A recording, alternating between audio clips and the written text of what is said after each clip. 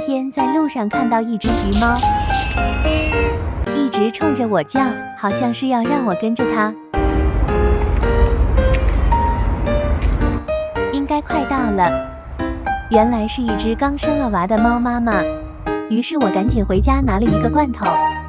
小家伙们抢吃的也太拼了吧！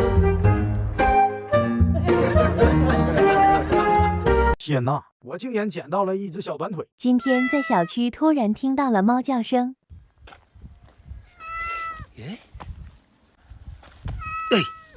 竟然还是个小短腿。你就一个人呢？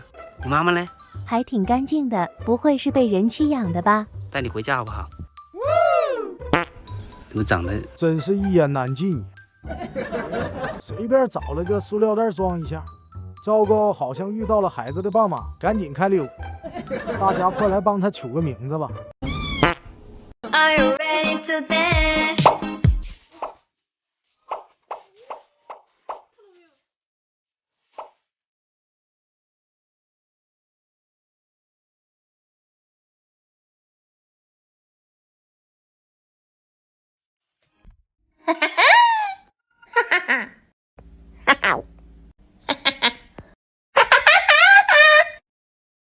大家帮我看看这猫还能要吗？前几天在小区里捡到一只猫，这几天我在教它用猫砂。这样子，先刨个坑，然后坐下来，刨完之后再埋起来，知道吗？然后我看它挺喜欢待里面的，就以为它学会了。你在干嘛呀？ Best dance performance solo. 冲哈哈哈，冲哈哈，冲哈哈！没想到我家猫的名字就这样取好了。之前让大家帮忙给它取名字，果然最多的就是大佐，还有一些其他的名字，所以我决定它对哪个名字有反应就叫什么。听好了，给你起名字哈。小胡子，怎么讲？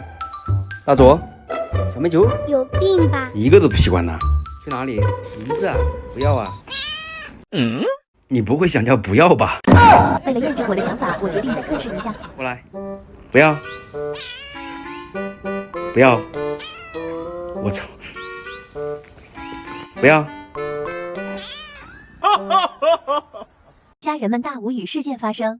最近家里来了一只小奶猫，看起来特别喜欢不要，经常跟不要腻在一起。哥哥，你真好看呀！结果下一秒，